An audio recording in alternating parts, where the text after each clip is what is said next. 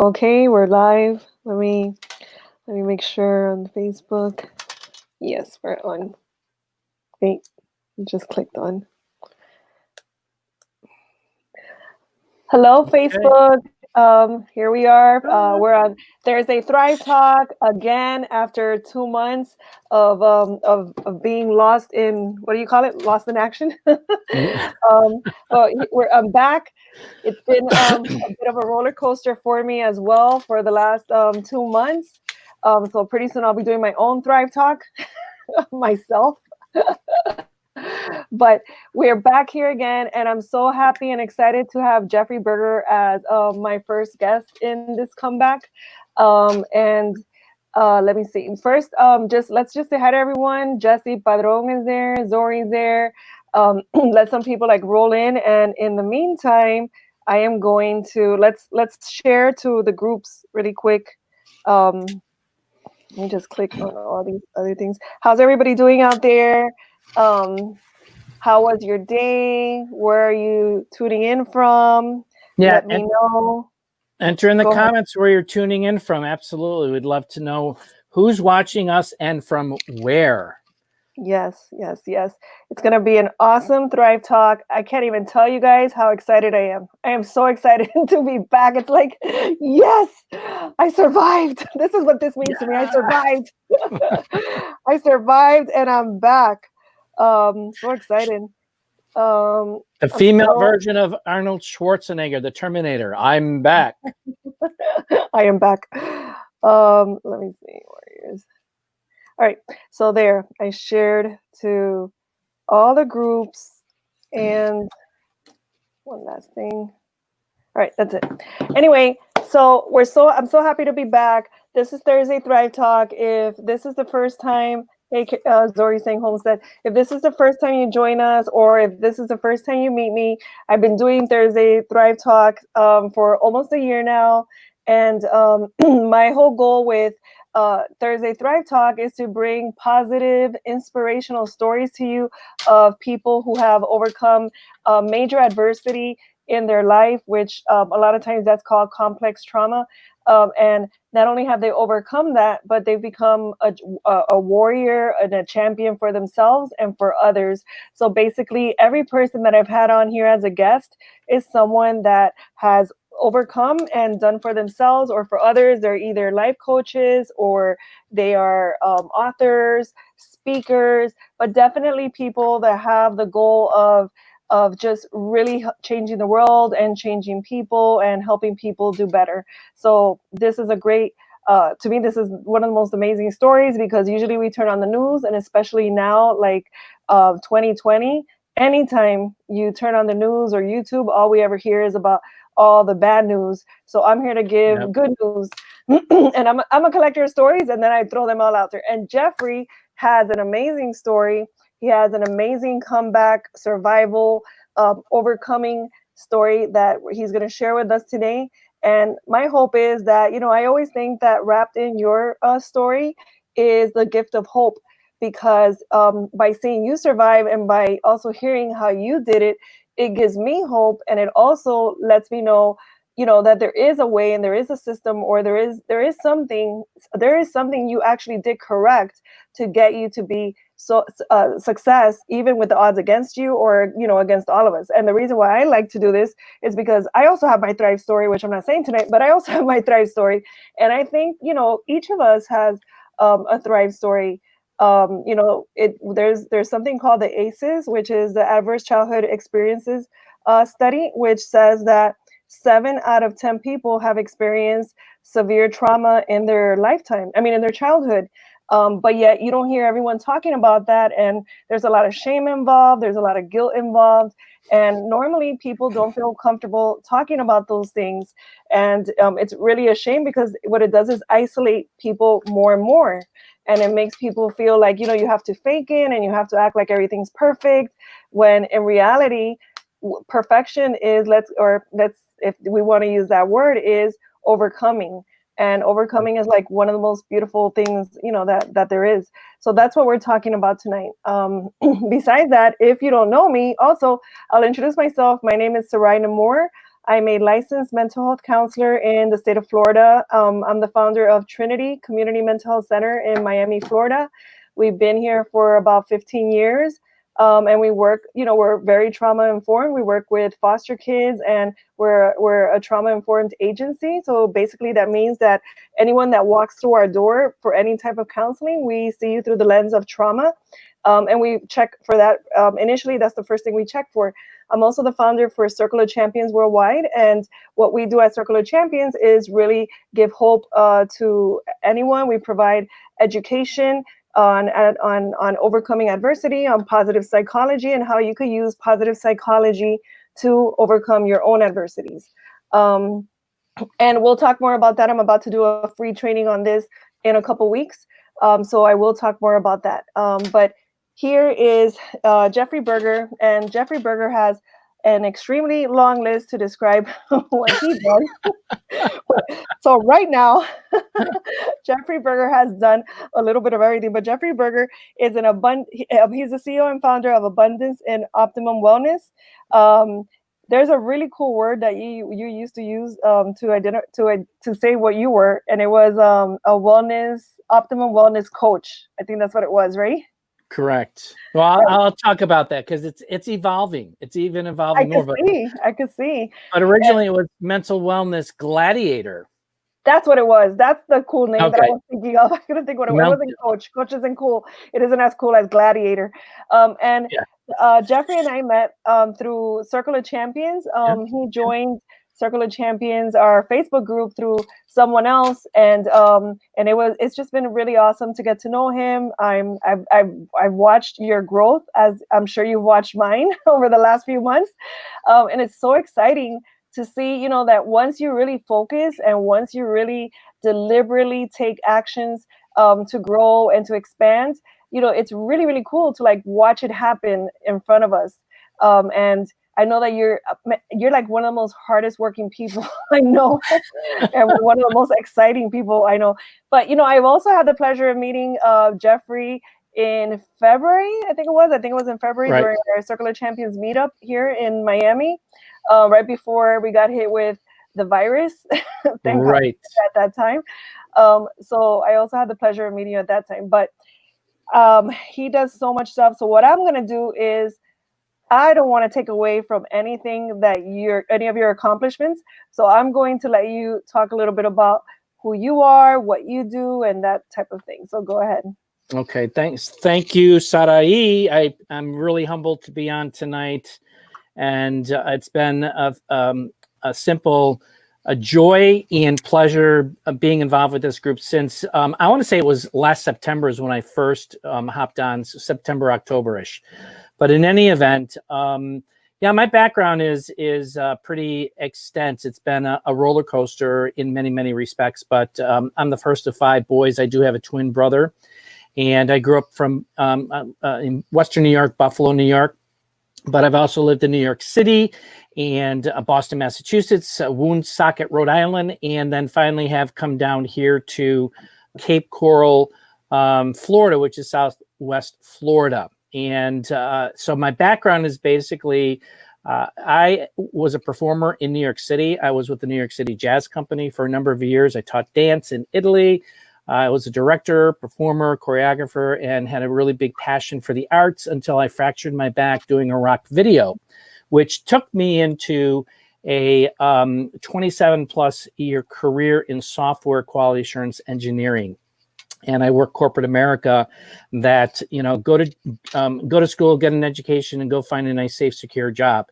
Well, that didn't end up really pretty at the end. And but with that, I'm just getting my certification in International Coaches Federation, and I'll be certified as a health and integrative wellness coach with a concentration in the microbiome, which is the gut-brain axis. Oh, wow. That's cool. I'm also getting certified in social media attraction marketing strategist, and I've been working with social media for a little, I want to say about a year and a half, 18 months, excuse me. And I'm affiliated with the first holistic mental wellness company that actually focuses in mental wellness, holistic mental wellness. And I am the director of the membership for the Holistic Chamber of Commerce here in Southwest Florida. I am also a contributing author, which I never, ever thought I would be a writer, but I was a contributing author to a book called It's Okay Not to Be Okay. It hit the Amazon bestseller list last September in 2019. And that's really a collaboration of stories of people who have gone through physical and mental acuities during their life, and what did they do to overcome those types of situations, and what are the tools that they used, and some of those I'll share tonight.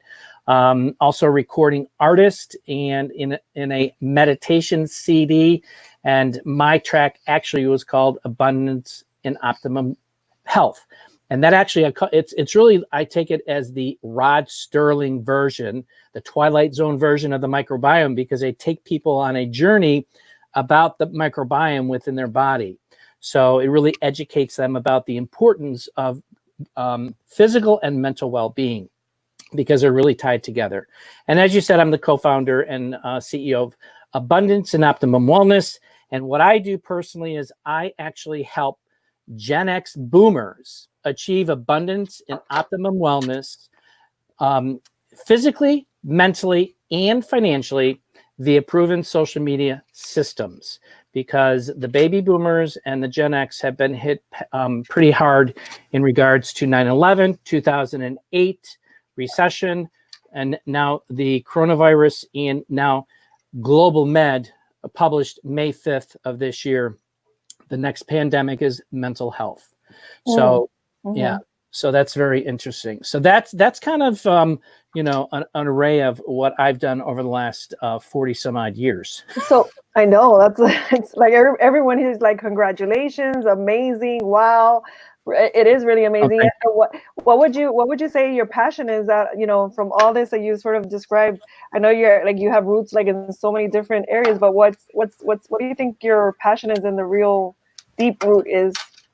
So I've got two passions. I've become very, very passionate about mental health, because I have grown up with my own story in regards to that. And I'll just share this real quickly, because I won't go into the details, but I'm actually a survivor of a childhood molestation, of rape, chemical dependency, 2 suicide attempts, and years of anxiety, depression, and massive stress for about between 30 to 60 years. So, or between my 30s and 60s, I'll put it that way. But so with that, not only my own journey, but also I have family members who are, addicts and alcoholics, and have their own issues going on, bipolarism and ADHD, so forth and so on. So I've really come to understand what mental health is all about, because growing up as a kid, as kids, we grow up and people are funny, they act differently, and we mock them. But come to reality is that there's an imbalance there.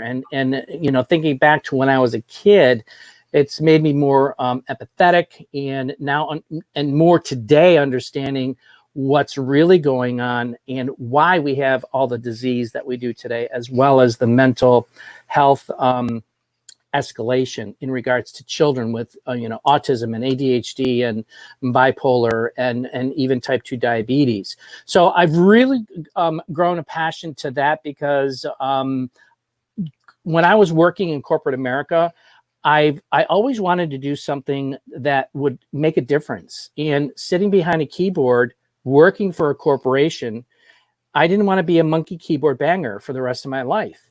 And it just happened that I left corporate America in 2016 and was on that journey to really find something that resonated with me in my heart and meant something very, very close. So with that, it's mental health, it's mental, physical and mental, learning about that, everything that I can, and I'll go into that a little bit later. But then the second thing is, I do want to get back into fine arts. I love to perform. As I was telling you, in my virtual background, there's a baby grand piano, and I took piano for 15 years, and I do want to get back to playing the piano, because that was a way of getting into another world. And that's part of, with me growing up and what I was going through my own mental health things, because I came out in the 70s and the 80s as a gay male. That's when the AIDS epidemic came. It was very difficult to come out in that era. And with the chemical dependency and all that, I was running away. I was running away from my own identity of who I was because it wasn't the norm. So, but I worked with those challenges. I worked with those tools, and I just kept persevering through those difficult, dark times in my life. So I wanna highlight and take a moment too, because I mean all of that was said extremely quickly, but man, like I know everyone watching out there, like most people watching out there, maybe if anything, have gone maybe through one of the things that you said, but you're such you're such a sweet person. You're so nice. You're so patient, and I'm pretty sure it wasn't always like that. But I'm just saying right now, meeting you right now, and as nice as you are to me, you're really nice with me. You have so much patience with me. I have to say, you have a lot of patience with me, and I just want to highlight that. Yeah, we did hear all the big long list of everything he's accomplished and everything that you've done, and all these accomplishments, and not only your accomplishments but also that you keep pushing forward. You're still trying. Look, now you're trying to do social media marketing attraction. You're about to get certified in the health and wellness with the gut health certification. You're still doing all of this, and that in itself is impressive. But something that makes it more impressive is the long stretch of how far you've come. Like, and I want to just say it over again, for anyone out there, because many people out there maybe have 1, 2, maybe even 3 of these things. But you said you're a victim of childhood sexual abuse, and you had anxiety and depression. You had 2 suicide attempts. You struggled with addiction. You had generational trauma, or there is generational trauma in your family, which many of us experience. And you struggled. There's mental health issues in your family, which many of us have that. And also on top of all of that, you came out during the 80s or 90s? The 70s and 80s. I actually knew when I was 6 years old something was different, but I didn't know what it was. I just knew something was different, and so. But coming out in the 70s and 80s is extremely different from coming out in 2020. So that in itself. And then on top of that, living through the stigma of the 80s when HIV came out and being someone identified, so just all of that, and to see how far you've come, if that alone doesn't give everyone hope that wherever you are in life, you could also come, to such a long stretch. And, I thought that background was his house. I don't know why he said it was a fake background, but I thought that was house. And that just it's sort of like a reflection of how much you've done in your life. But I just really want to highlight, if you guys out there really see how far Jeffrey has come, that it's just really, really amazing. And if it gives you hope, in your own life, that Jeffrey was able to overcome so much, and he's still a beautiful soul. He's still an amazing person. How much hope does that give you? Just go ahead and comment and let me know like how much hope that gives you. And also, if you feel like there's anyone out there that needs to hear Jeffrey's story, just go ahead and start tagging them now, so they could hear Jeffrey's story and hear how far he's come. Because sometimes we have the weight of the world on us, and we feel like what we're going through is it's worse than anyone else. But then you hear what someone else is going through, and in this case, which is Thrive Talk, in this case, the beautiful thing is that not only do we hear what you went through, but we hear how you overcame and how you're thriving in your own life, and how you have success in business, in your relationship, in friendships, in so many different areas. And that's really ultimate success, to feel happiness and joy. So you want to talk a little bit about, like, I know I said it that way, but do you want to talk a little bit about, like, it wasn't always the way it is right now. I don't know if you want to talk a little bit more about like how far you've actually come. Sure. No, thank you. Yeah, I mean, it was a lot of inside anxiety, depression, stress, and non-self assurance. It basically is that, you're afraid of inadequacy as well as being rejected. But I want to go back to, once I got over my second attempt at suicide, after waking up after the third day, being passed out in my apartment, it was at that point that something kind of one of the light bulbs went off. And so I started to make some changes, and they were slow changes. It didn't happen overnight, and I'm still changing. I mean, Yeah. it's a lifestyle. It's Yeah. a day-to-day progression. Yeah. But working in corporate America, trying to do the best that I can, trying to support as many people as I can. On the outside, it looked like everything was really peachy keen, but on the inside, I was like, I hear the pause or the claws, and I was always clawing on the inside rather than stepping back and taking a look at it. But there was always something missing. I mean, I just kept moving forward. In the early 2000s is when I was really introduced to professional and personal development. We talk about, we talk about this on, the Circle of Champions in regards to, Tony Robbins and Bob Proctor, John Maxwell, and I could go on and on and on. Yeah. And getting that out of the box thinking, because the way my interpretation is, we're trained in society to go to school and go work for somebody. So we're in this box, and that's all we know, and that's all we can do. What we need to do is open up those blinders and say, hey, wait a minute, there's stuff over there, and there's stuff behind us that we haven't even looked at. So what I did is I needed to open up, and that was the really start of the journey back in the early 2000s in regards to bettering myself as an individual. And, we look at the aspect of, many times we talk about the aspect of going through a transformation, and a transformation is a serious change, physically and mentally. Okay. And it's about transforming from the inside out. And what I mean by that is I want to apply this theory called have, do, be. If I had the money, then I could do this to get that. Okay. If I had the money, I could go take a course and I could become certified.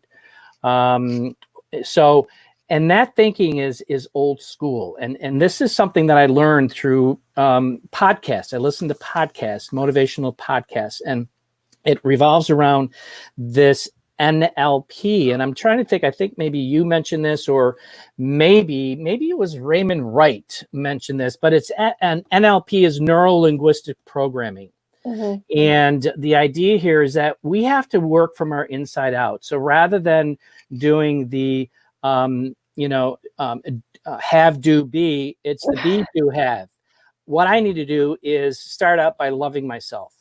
Okay. And once you love yourself, that creates a certain type of energy. And I think so many people that I've talked to, they don't love themselves.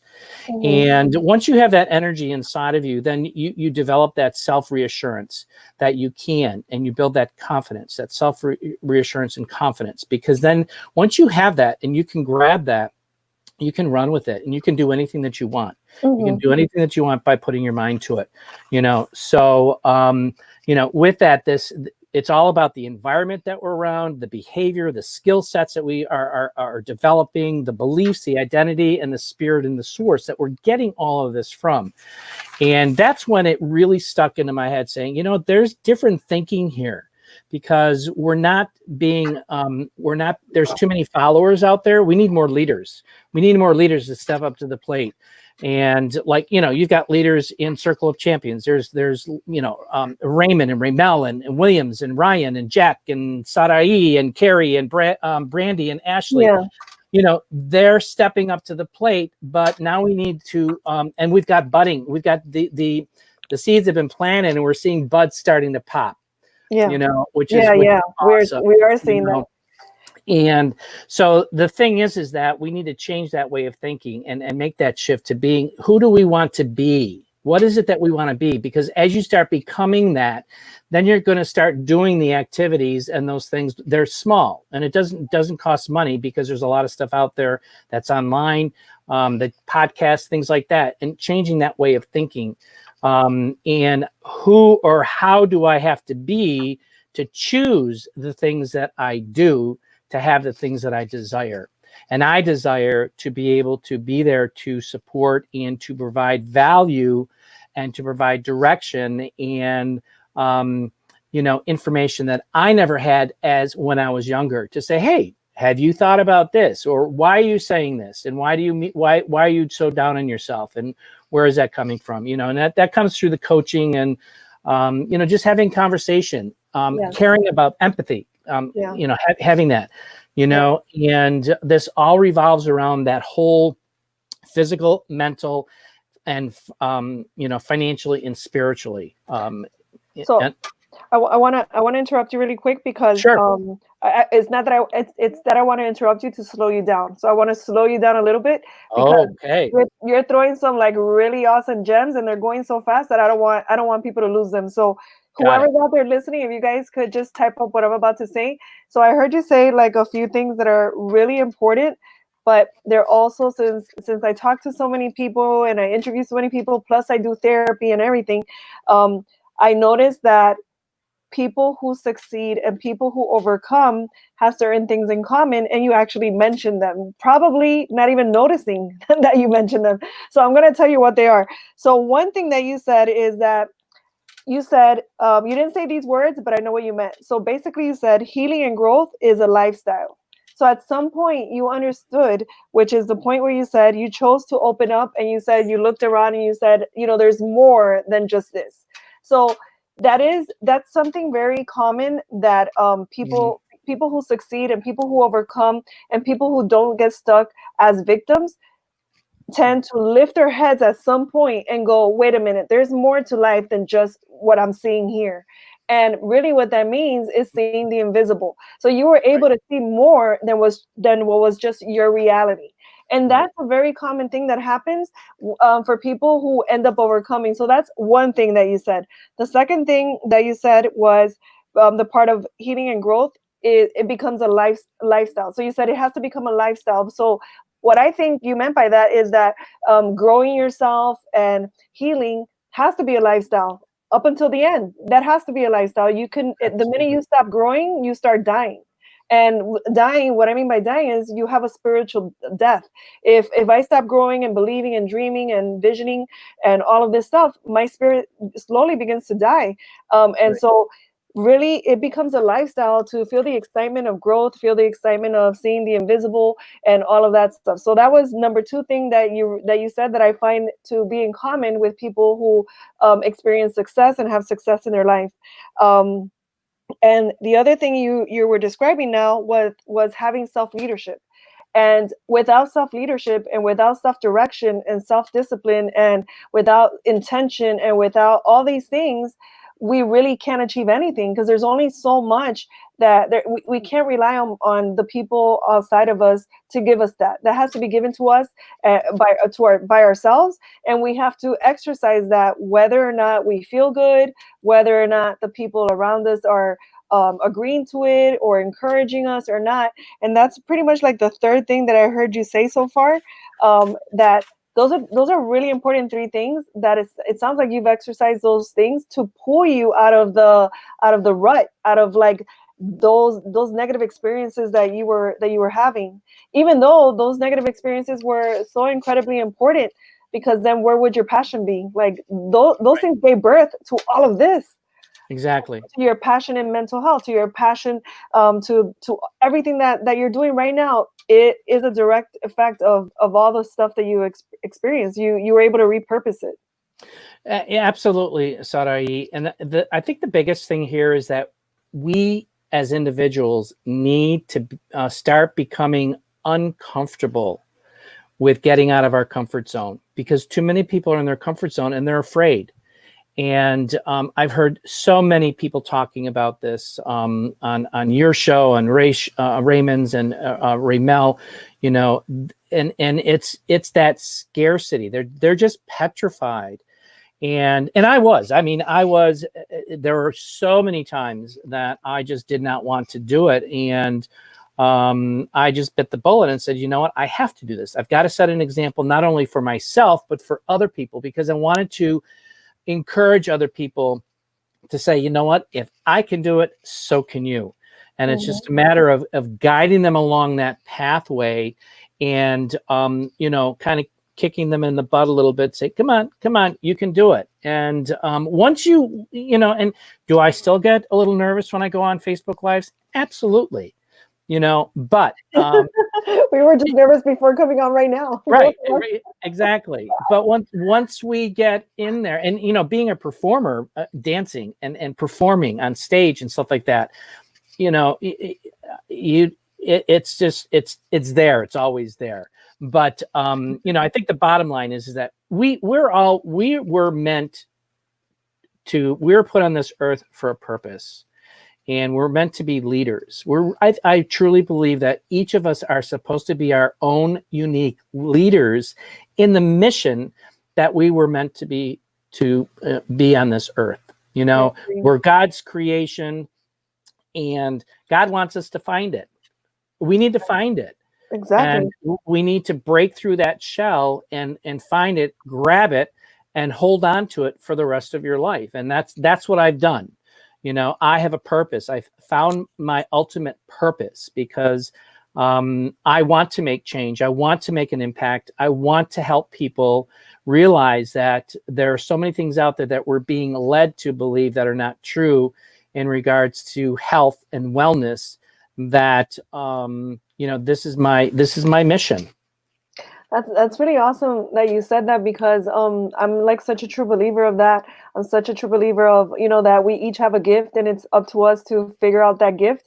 But gift is different from purpose. So I think we use our gift to fulfill our purpose. But I truly feel that we discover our purpose through our pain and our adversity, and mostly it's the pain and adversity that we experience as children. So, you know, we want to curse the stuff that happened to us, but you know what? The stuff that happened to us, as hard as it is to believe, because at that moment it was very painful, and at that moment, so, you know, it's a terrible thing. But that inside of that is the gift of the purpose. A lot of people, if you hear, like right now, your story, and every single person that comes here, every single person, if I told my story, the reason why I'm standing here doing this, the reason why I own a community mental health center, the reason why I work with foster kids is 100% attached to the stuff I went through as a child. So most of the time, people with great purpose, or, you know, let's not even call it great purpose. Most of the time, our purpose is completely attached to the pain we experience in our childhood. And it's almost like a law. It's seriously almost like a law. The more I do this and the more I interview people and speak to people, the more I realize that for those people who have been able to overcome, because not everyone overcomes, some people stay stuck in it and relive their trauma. And maybe we have done that, and maybe we continue to do that at a different level. But most people that are really, really in it haven't been able to flip it and turn it into their purpose. But once you're able to do that, once you're able to use it, and once you're able to transform that, that's where you like sort of like regain your power and you regain all your strength. And then you're on top. It's like you're on top of the hill then, because you're able to use it. So I love that you said that.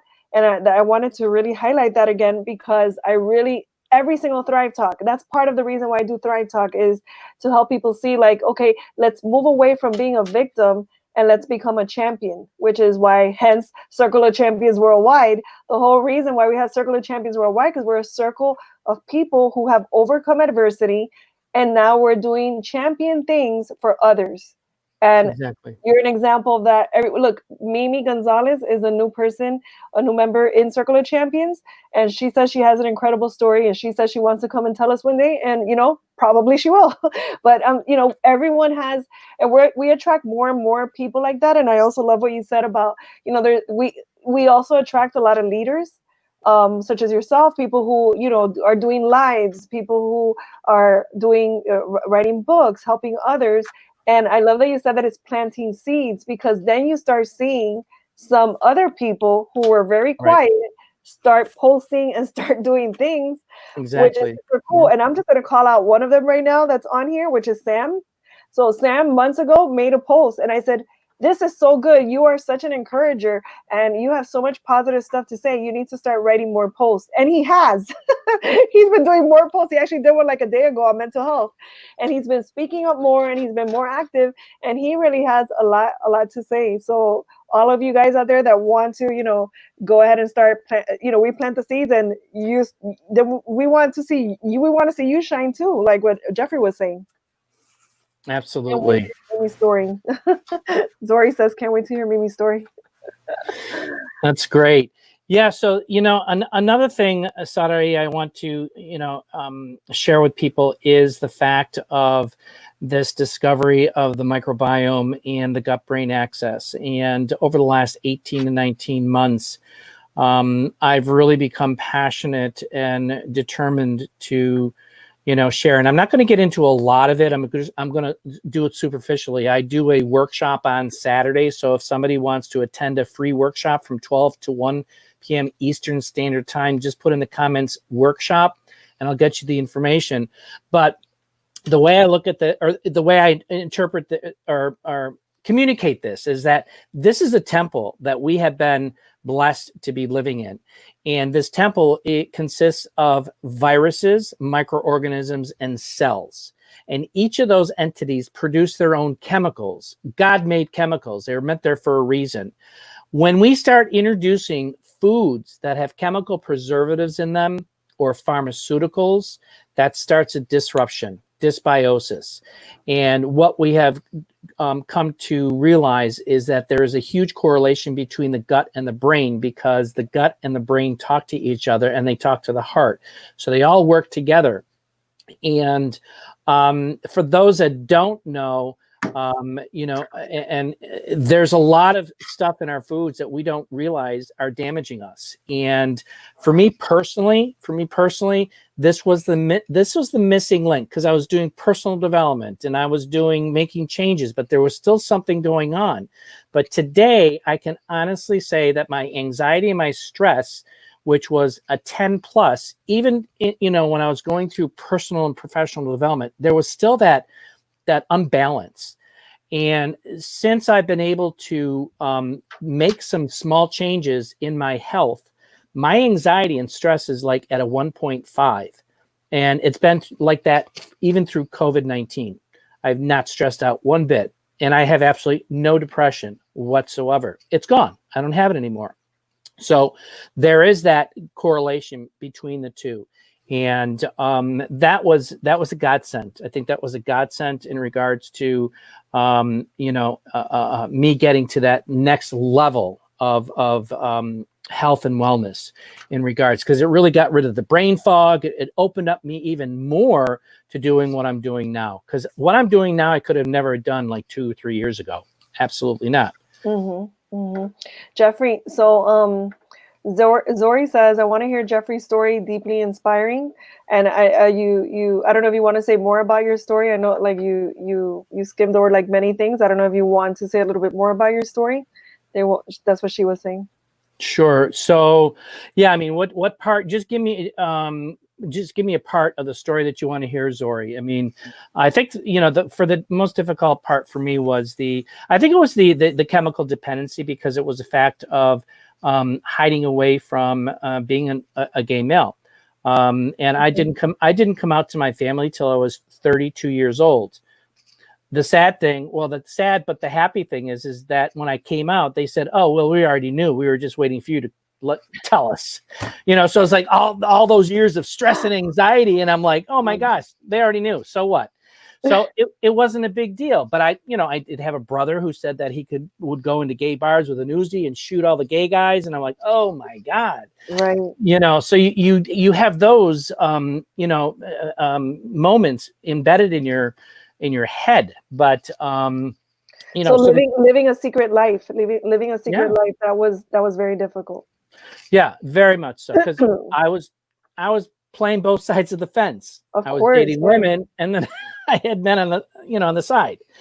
Yeah, So and anyone out there that is struggling with the same issue, was struggling with having to live two different lives because yeah, you still haven't come out or something, like, even though it still happens, though, even though things have changed so much, yeah, that still happens so much. And even here hmm at the agency, we get so many young, I'm gonna say kids, but let's just say like late teens, early 20s, who still haven't come out, and it's extremely painful. It's extreme, and yeah, a lot of parents, I just want to say, do you want a dead child? Like, do you want do you want an alive child that is gay, or do you want a dead child? Like, pick one, because sometimes a lot of these kids, they're just struggling with the suicide ideation. Like, it's terrible. It's really, yes. really terrible.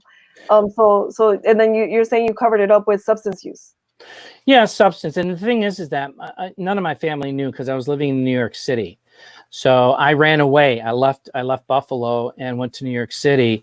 So I mean, I was hiding a lot during that time, but it was still, left me with a lot of anxiety, a lot of depression, a lot of non-self-worth, if you will. I didn't love myself. I didn't really love myself until I was in my early 60s. I'm 65.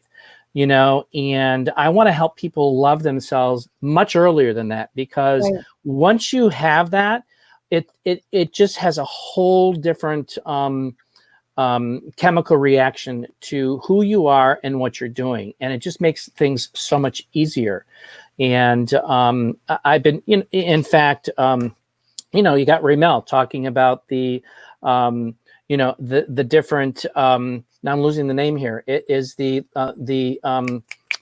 oh my gosh, the law of attraction, the law of I'm having a brain fart here. Oh, But sorry. in any event, Ramel's talking, everything is energy. Everything is related to energy.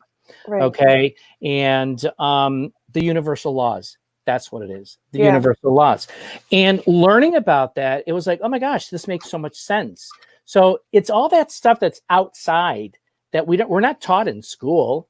All these little nuggets are out there, and they need to be shared earlier on in life so people can have that and grow from that, because it gives them, I think it's going to, in my opinion, it's going to give them a lot more self-assurance rather than being put in a box, because our identity is really defined by the time we're 8 years old. Because most people follow in their parents' footsteps. Yeah. Mm-hmm. Girls become hairdressers. My brothers became in the lumber industry. I hated it. I don't want that. So I ended up, performing. And then I went into software engineering. I didn't want that for a career. So we need to find what is our identity. We need to own that identity and not be afraid to express it and disappoint other people. It's your life. You need to find your own identity. Yeah, and this has so much to do with parenting, and that's a whole other life, but Mm-hmm. it's really about allowing your children to grow in their consciousness, not in Right. our unconsciousness. And I've talked about that before, because a lot of us, Yeah.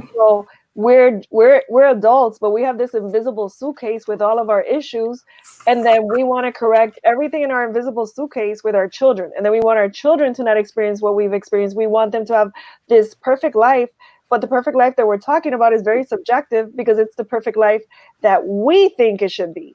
And if we think you shouldn't be gay and you shouldn't be this and you shouldn't be that, then we start throwing that pressure on our children, and then they have to perform, which is what you're Right. saying. Then you have to perform and be this person that you're truly not, and then you're forced into living an unconscious life, but yet you were conscious, because you were conscious of the pain you were going through, and you had to knock yourself out with drugs, basically. And and we're just using the example of being gay because that's what's happening with you, but this happens at so many other levels. It's not just it could be many things. It could be being forced, into anything, into a particular marriage, a particular career, into a particular way of thinking, in even as small as some parents trying to control the time you take a shower, what time you do this, what time you do that, what you should be thinking, what you should be saying. And we force our kids into not being themselves, and then we wonder why as adults they're so lost and they don't even know who they are. You know what I mean? And you Yeah. know, part of our passion, I think you share the same passion, is helping people become more of themselves. And becoming more of you actually makes you more happy, makes you more happy, more giving, more generous, more of everything. You know, that's why, like, it's so important to help people be more of themselves. So people, my message is be more of you. Be more of Be you. more of you. Look, Jeffrey's being so more of himself, so much more of himself, right? Yes, absolutely. And you know, I actually buried my and when I talk about my molestation and the rape, that was outside of family. It was so it was a family friend, and I hid that, and just came to terms with it in my early 60s, saying, "Oh my God, I was sexually molested." Because I never said that. I came out with that. And Right. when I was writing the book, that's when Yeah. that was a very, very cathartic process for me. And I actually was talking about this in front of an audience down here in Naples, Florida. And I actually started to cry. I'm like, what?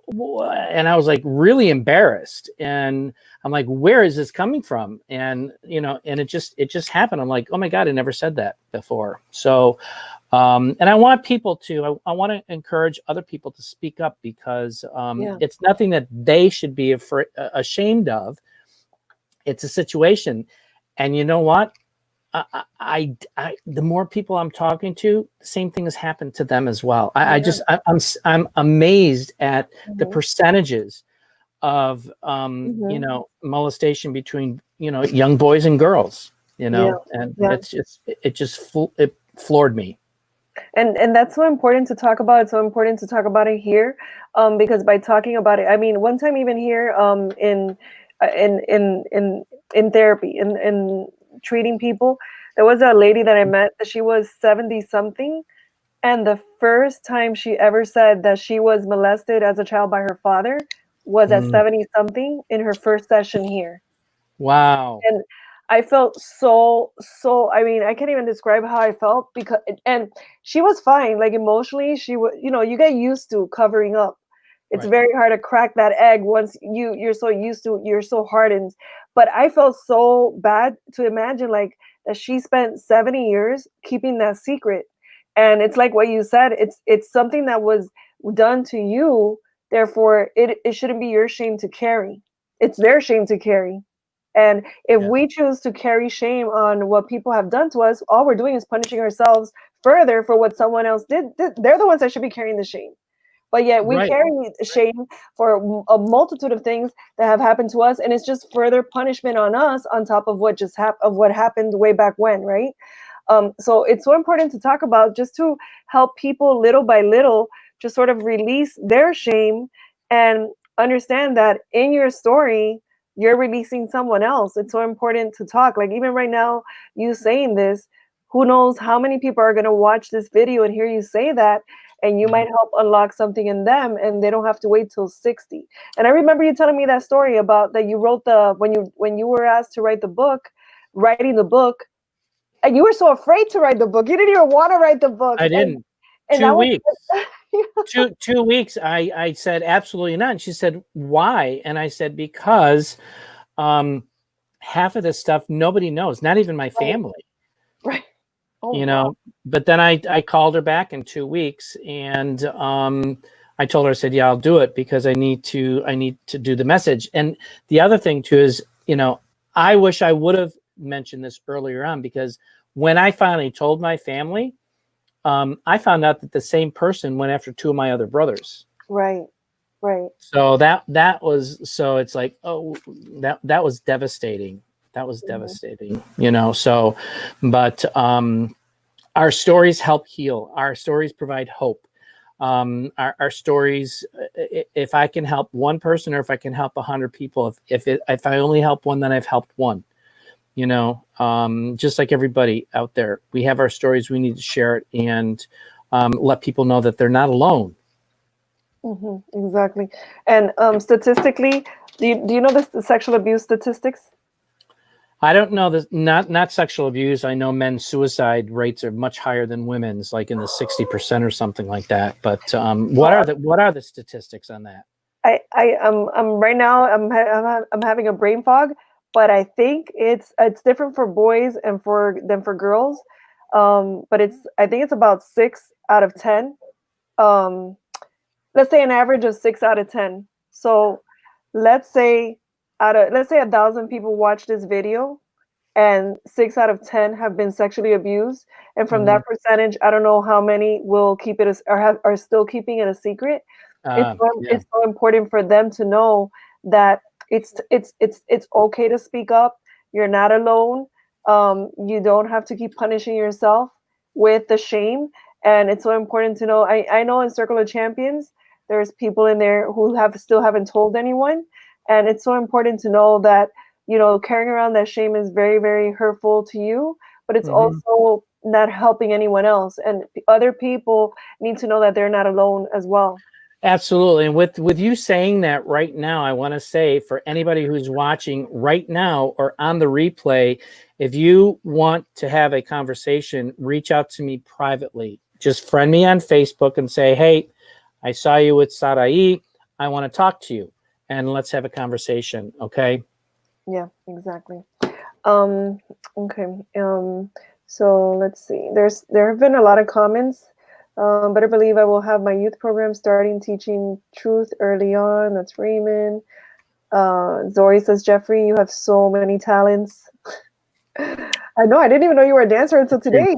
Every time I talk to you, I find out something new. I'm so excited that you guys are watching from YouTube. Oh, YouTube. Awesome. That's great. Ashley, Angie, and Carrie are watching from YouTube. Yay, awesome. I have some watches on YouTube. Oh my gosh. Sam says, you're a perfect example of someone who always striving for excellence. There's Sammy. Sam. Hi, Sam. Great to see you. Mimi says 1 in 53 boys. Oh, wow. Okay. No, I don't know if that's okay. Let me see. Raymel's here. It happened to me at the age of 7 by a woman, and the pain and guilt I felt from it made me almost take my own life. And that's the unspoken thing. Especially, I would say in the Hispanic community, because here in Miami, it's mostly Hispanic, but in the Hispanic community, it's almost not acceptable that if you were molested by a woman and you're, say, 9, 10, 11, 12, 13, it's almost like, what are you complaining about? It's not validated. It's not validated at all. The whole macho mentality. And really, when you really start talking to that child, it's terrifying. It's embarrassing. It's a little bit of everything. And people don't take sexual abuse on boys as serious as sexual abuse on girls. And it really happens. It really does happen a lot. We have to protect our boys just as much as we protect our girls. And that's super important to know. A lot of people never think of that. Never, ever think about that. Thank you for sharing that, Raymel. Thanks, Raymel. Mimi says under the age of 18 was molested as well. Look, I'm so happy everyone's like talking about this. And, again, it's not your shame to carry. It's not your shame to carry. It's only your responsibility to repurpose that and give it empowering meaning. And that's what we do here on Thrive Talk, is help you give your life adversities empowering meaning so that you could do incredible things with your life, and your spirit and your true gift and your purpose and your greatness doesn't get buried by all that shame. Shame weighs a lot. Shame weighs a lot on you, and it weighs so many years of your life that you could be working on your purpose, on your gift, on your greatness, on whatever it is that you need to deliver to this world. And that's what I find in therapy, that a lot of the times people forget who they are because of the things that have happened to them.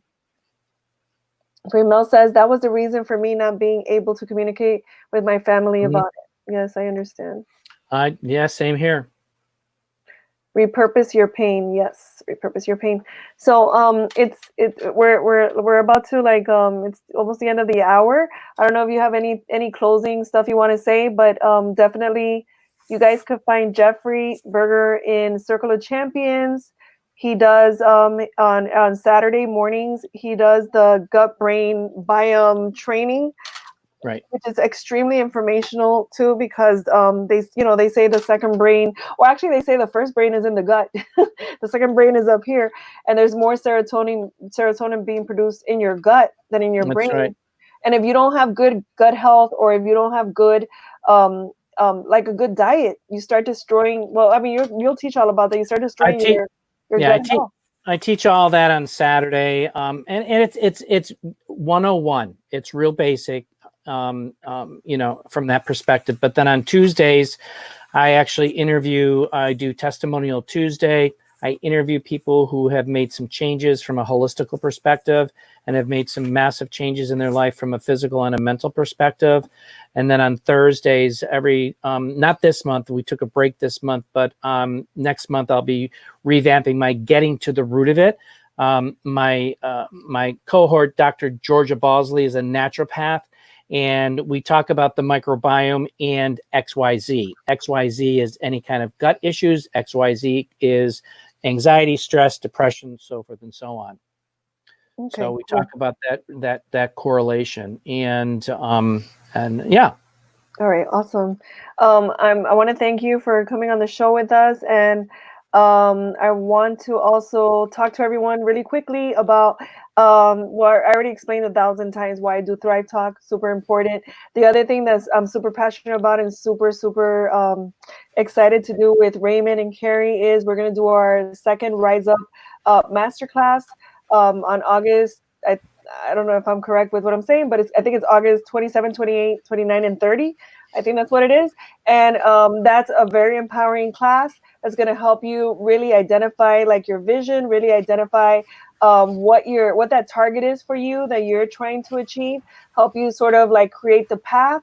We're also going to work on attacking your limiting beliefs. So that's all coming. We haven't posted anything about it, but I just wanted to announce it. And also in a couple weeks, I'm going to be doing free training. It's probably, I talk a lot, so I don't want to say it's an hour. It's not going to be an hour. It'll probably be about 2 hours on a Saturday.